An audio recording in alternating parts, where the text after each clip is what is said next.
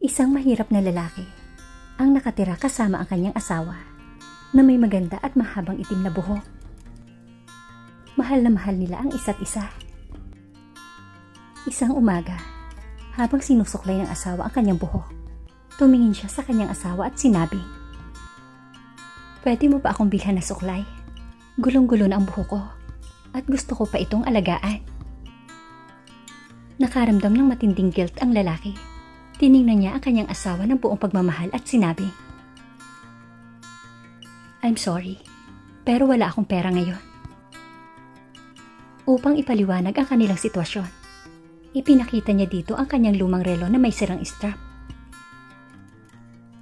"Hindi ko man lang magawang ipaayos ang relong ito dahil sa kakulangan natin sa pera," sabi niya. Ngumiti ng malumanay ang asawang babae at sinabi, "Okay lang, huwag ka mag-alala." Hindi niya iginiit na bilhan siya ng suklay at ipinagpatuloy niya ang kanyang araw. Kinaumagahan, habang naglalakad ang lalaki papasok sa trabaho, napadaan siya sa isang tindahan ng relo. Tumingin siya sa kanyang lumang relo at nagdesisyon. Pagpasok sa shop, ibinenta niya ang relo sa murang halaga. Gamit ang pera, pumunta siya sa ibang tindahan at bumili ng magandang suklay para sa kanyang asawa. Nasasabik itong sorpresahin. Nagmamadali siyang umuwi pagkatapos ng trabaho. Ngunit nang makapasok siya sa pintuan, nagulat siya. Napakaikli ng buhok ng kanyang asawa.